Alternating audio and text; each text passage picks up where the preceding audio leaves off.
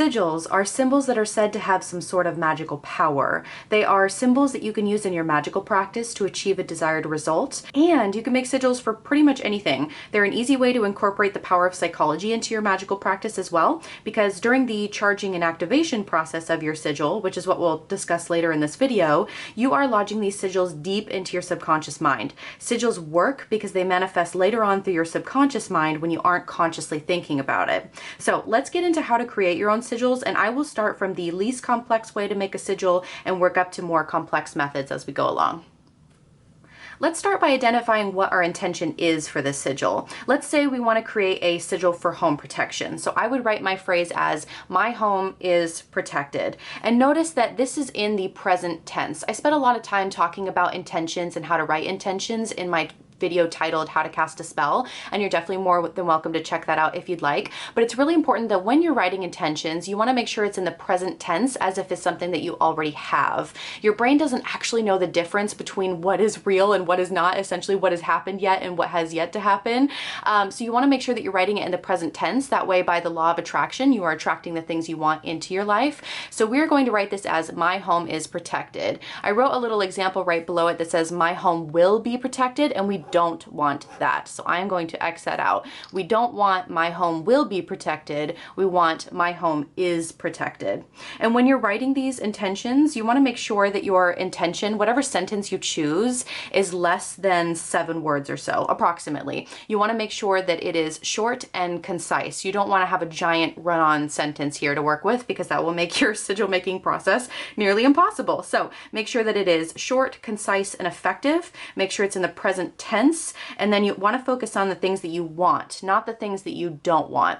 So a great example of this is, let's say that you are wanting to do a spell for anxiety. Let's say you have a lot of anxiety and you really want to try to calm your mind a bit, and it's basically an anti-anxiety spell. But instead of calling it an anti-anxiety spell, we call it a calming spell. So you want to focus on the things you want, not the things you don't want. So if you're trying to get rid of anxiety, you don't want to focus on the anxiety part, because that's something you don't want anymore. What you do want to focus on is being calm, being safe, and being grounded. So if you were anxious and doing a spell with that, instead of saying, I no longer have anxiety, you would essentially say, I am calm, I am safe, I am grounded, etc. So make sure that you're always focusing on the things, again, that you want, not the things that you don't want.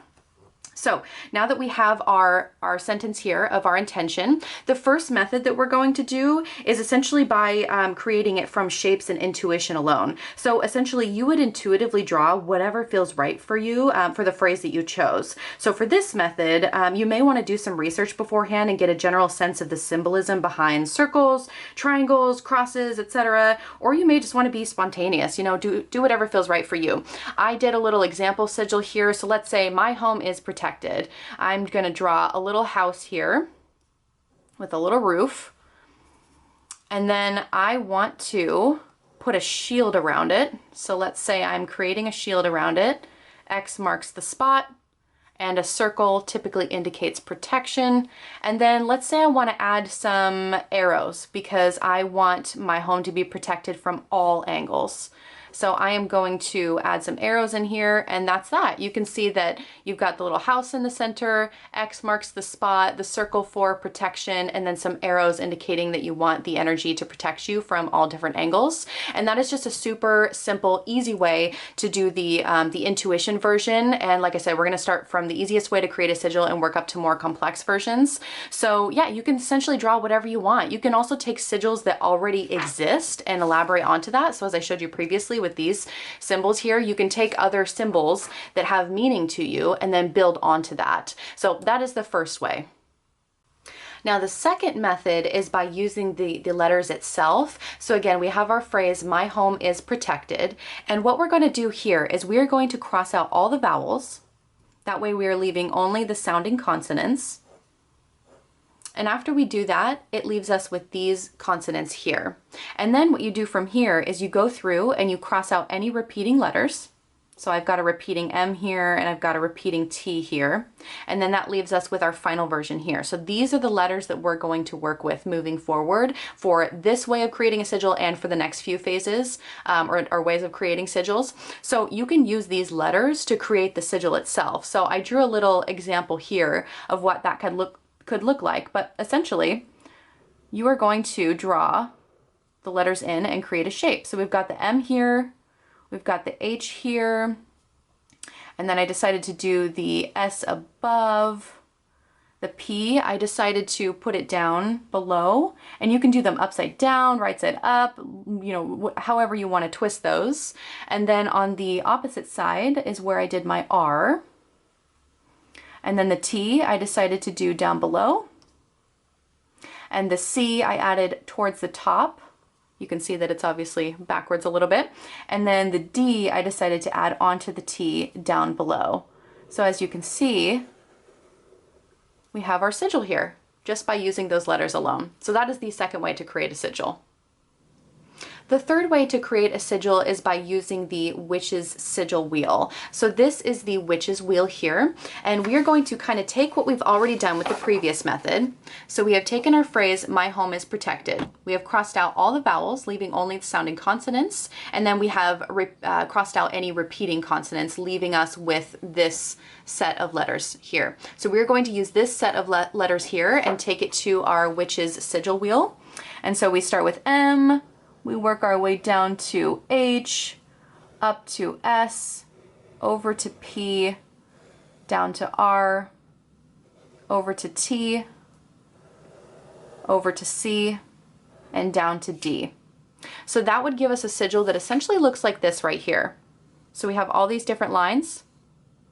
And the open circle versus the closed circle, I want to touch on that briefly because not everyone does this, but I do find that a lot of practitioners like to indicate where it starts and when it stops. So we started on the M. So usually an open circle typically indicates the start of the sigil. And then we ended on the D, and a closed circle would indicate the end of that sigil. You can choose to include this if you want. You certainly don't have to, but that's what that means. The open circle versus the closed circle is the start and the beginning, or excuse me, the start and the end. And so that would be our sigil using the witch's wheel.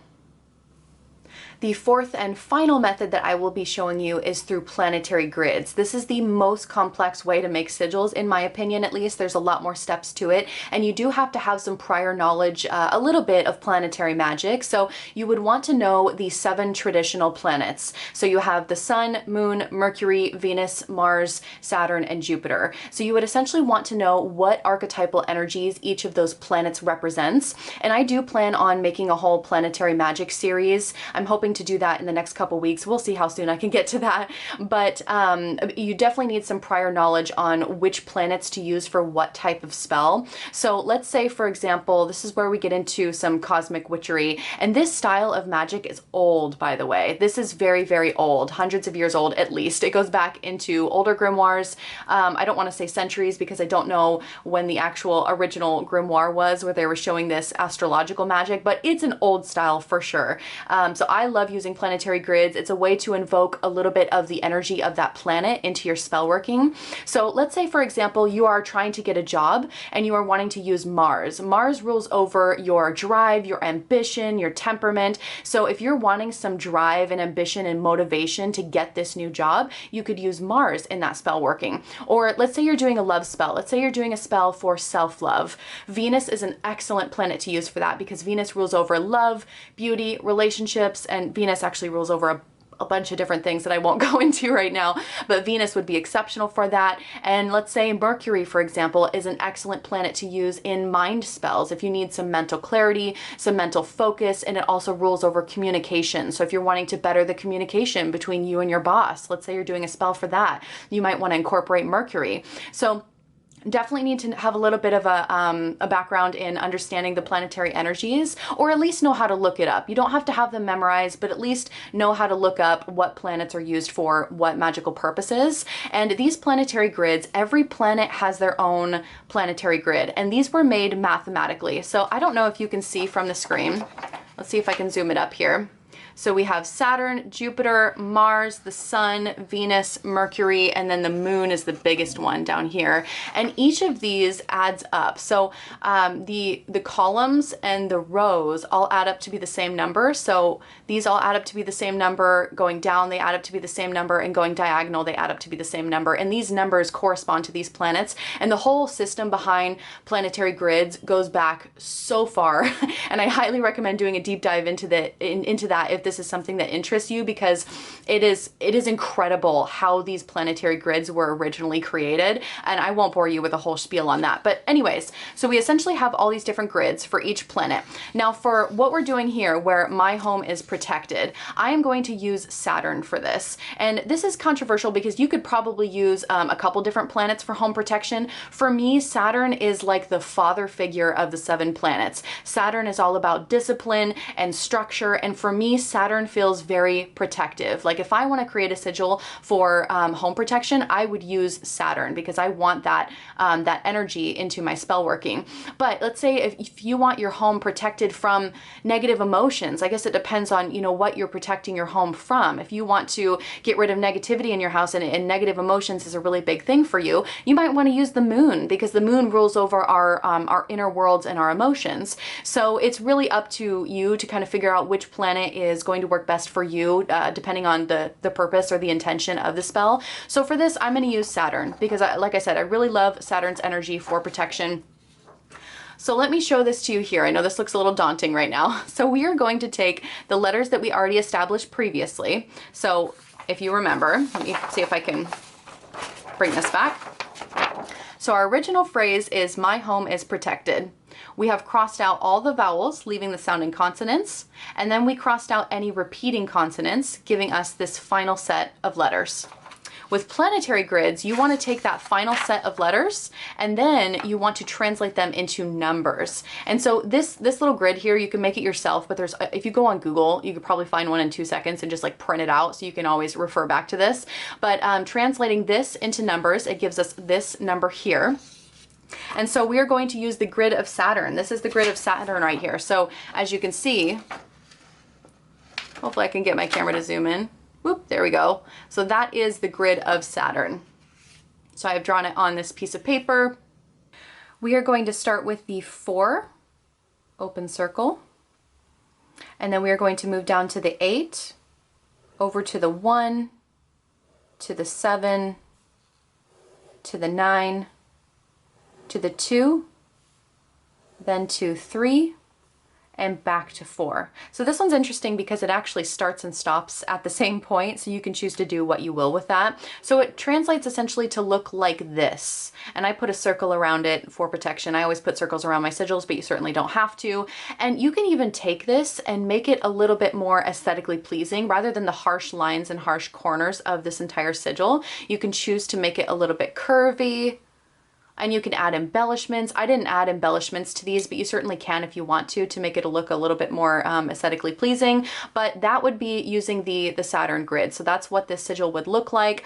And as far as embellishments go, I do want to touch on that really quickly. It is nice to make your sigils look beautiful. I do appreciate that. However, the more time you spend on a sigil, typically the opinion is the less effective it's going to be. Because essentially you are going to want to lodge this sigil deep into your subconscious mind, and you're going to want to get it out of your conscious mind. And the more time you spend creating a sigil and making it beautiful, the more it's lodged in your conscious mind, which is exactly what you don't want. You want it lodged in your subconscious mind. I hope that makes sense, but you can definitely spend a couple seconds, making it pretty, but for the most part, this is going to be destroyed during the activation process. So don't worry about making your sigils absolutely beautiful, unless it's like something you're going to get tattooed on your body or something. But if you're just planning on activating this and destroying it right afterwards, it doesn't matter what it looks like. It's the intention behind it. That's what truly matters. So try not to spend too much time on making your sigils look nice, because that kind of defeats the purpose. So this is the final way. Like I said, with planetary grids, I try to keep this as short and sweet as possible. And when I make my Planetary Magic series, like I said, I'm hoping to get to that shortly. I will link those videos down below in the description box. So once I've made the Planetary Magic series, I'll link it down below. Feel free to check that out so you can learn a little bit more about the planets and the archetypal energies that they bring. But I'm hoping that this was helpful. Let's move on to the next portion here, which is where we talk about how to charge and how to activate your sigils.